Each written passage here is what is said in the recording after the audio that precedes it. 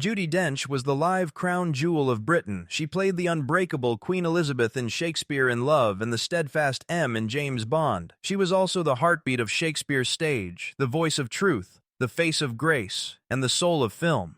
She is more than just an artist. She is a monument, a storm of ability, and a flame that has grown brighter over the years and made millions of people feel things. For more than 60 years, she has been a strong symbol of art and power.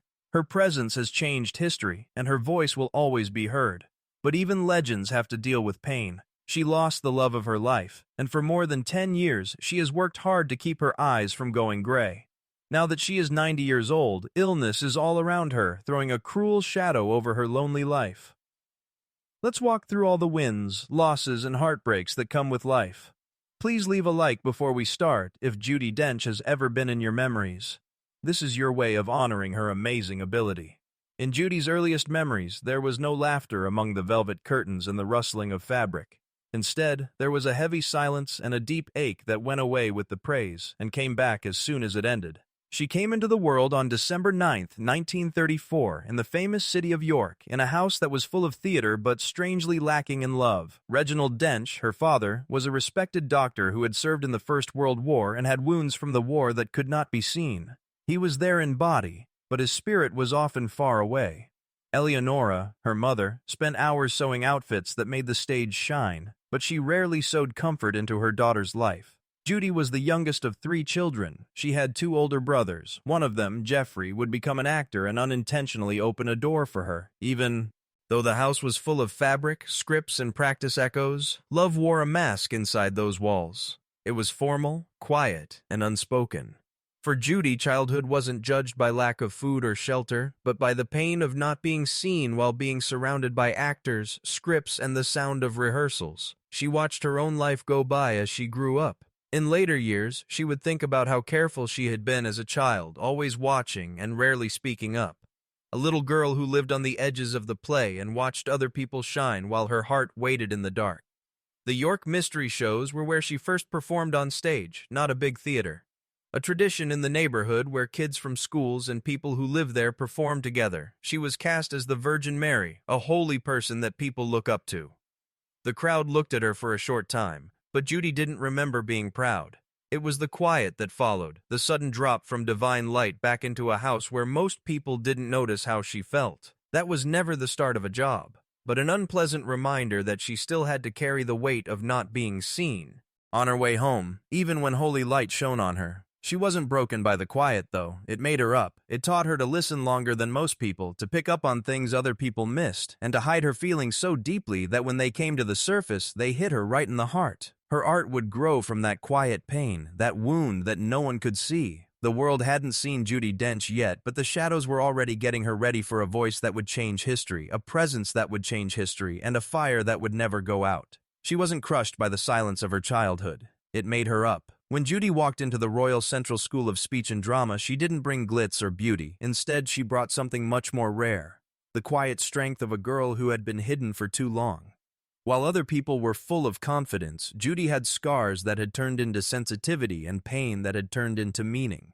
People told her that her face was too plain and not good enough for TV because actors were judged by their cheekbones and charm. The pain of those words could have broken her, but Judi had been told not to speak before. Without being seen, she knew what it was like. She decided to be silent this time as a way to show she didn't agree. She was never the beautiful starlet who stole the show with a smile at acting school. With one truth, she stopped the room. She spoke with a fullness that made every word feel like she had pulled it from a deep, hidden place that hurt.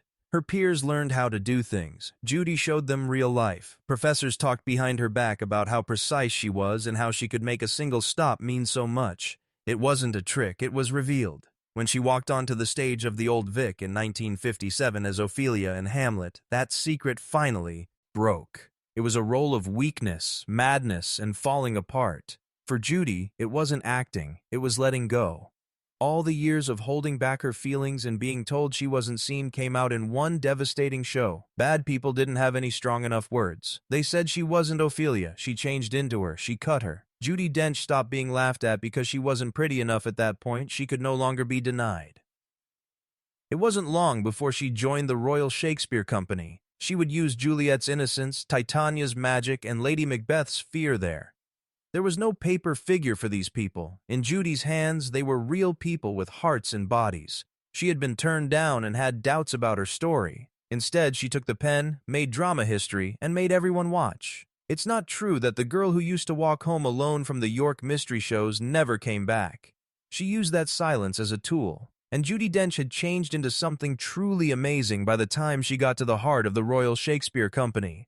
Women in Shakespeare's plays have a voice that is fierce, fragile, and painfully human. The purity of Juliet, the mischief of Titania, and the terrifying desire of Lady Macbeth. She didn't dress up like she was in these parts. She felt like she had storms inside her, and every time she walked out on stage, the theater shook like it had been hit by lightning. It wasn't just a performance. She changed what it meant to bring words from hundreds of years ago to life, making them burn with pain and hunger that people could feel in their bones. Still, the theater was only inside its walls no matter how grand it was. The rest of the world hadn't fully experienced Judi Dench yet. It came in a way that no one saw coming when it did. People tell actresses that after age 40 they lose their shine and the young and beautiful take their place. But Judy's movement didn't start until she was 61, long after everyone had given up on her. She became famous all over the world and changed the mean rules that had kept women quiet before her. James Bond had to change because it was 1995.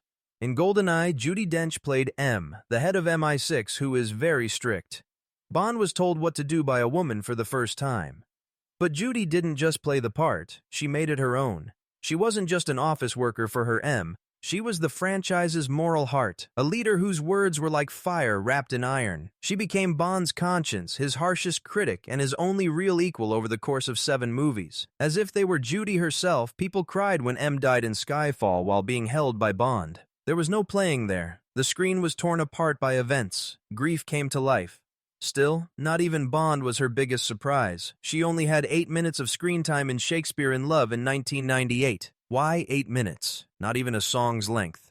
Still, those 8 minutes as Queen Elizabeth I etched her name into history. Every look was an order, every word a sword, and every pause a roar. Some people said it was 8 minutes of magic. It was an Oscar, and everyone had to agree with Judi about something she had known her whole life. Truth, not time, is what makes someone great. Her rule got stronger. She showed a Queen Victoria torn open by sadness in Mrs. Brown, who was weak but strong. In Philomena, she broke people's hearts with the quiet pain of a mother looking for her son who was taken from her. She showed again that getting older doesn't mean getting worse. Instead, it means getting wiser, funnier, and more graceful. This was shown in The Best Exotic Marigold Hotel and Victoria and Abdul. Every part was a reminder that toughness doesn't go away with age. In fact, it gets stronger. There were a lot of awards including Oscars, BAFTAs, Golden Globes, Tonys, and Oliviers. They were never the point, though. The real victory was when she broke the myths that beauty comes with youth, that women over 60 must fade, and that power goes to other people. Judi Dench made being turned down into art, doubt into fire, and pain into fuel. She wasn't just playing, she was changing history. She made everyone look at her and promise they would never look away again. But even the brightest lights make things look dark. And Judy's life had many good times, but it also had many bad times. In 1993, she was 59 years old and still going strong in her work. Tragically, she died in her own home, not on stage or in front of cameras. The 3-story house in Hampstead had been a safe place for love and work for many years. Caught fire. Everything was burned up in just a few hours. Walls that had been filled with laughter, furniture that had been worn down by family life, pictures of faces that were no longer there, letters that had been written in secret, and the Friday roses that Michael had pressed into books to show his love. The thing that broke Judi apart wasn't the loss of her things. History was erased, and the cruel theft of memory was made real. The walls had held her happiness with Michael, the laughter of her young daughter Finty, and the quiet times of peace between shows. Every room was a place to remember. In the end, she said it felt like the whole record of her life had been erased in one night. To the public, Dame Judi Dench didn't change. British theater and film's grand dame. But in the wreckage of her Hampstead home, she wasn't a hero. She was a naked woman who stared into the ashes where her past had been. Even though the fire was very hot, Judi wouldn't give up. With the same stubbornness that got her through being turned down and having doubts, she chose to rebuild not only the house but also her heart. Still, rebuilding couldn't bring back what was lost. It was possible to print new scripts, fix up old outfits, and polish awards all over again. But over time, the smell of paper faded. Photos held their value 1,000 times over, the comfort of walls that had seen her life. The O's were gone for good. There was only a hollow void left. There was more quiet than cheers. An injury that no one could see but that she felt in every quiet moment of her life. It was a warning that legends, no matter how bright, can't save you when fire burns down your memories. If the fire had taken away her past, fate had something even worse planned for her. A blow that would go straight to her heart. For Judi Dench, love wasn't a short-lived relationship or a shiny news story. She had been married to actor Michael Williams for more than 30 years and called him her anchor. Their love was strong, rooted, and gentle. He made her laugh and was her partner in life and on stage. Besides that, he always gave her one red rose every Friday. Their love wasn't shown through big actions, it was in the steady, quiet beat of their dedication. Week after week, that rose became the beat of their marriage, a promise made again in petals. By 2001, Judi was 67 years old and had won many awards and been praised for her work. But it was Michael's presence that made her feel safe. The beat stopped after that. Michael was told he had lung cancer, which,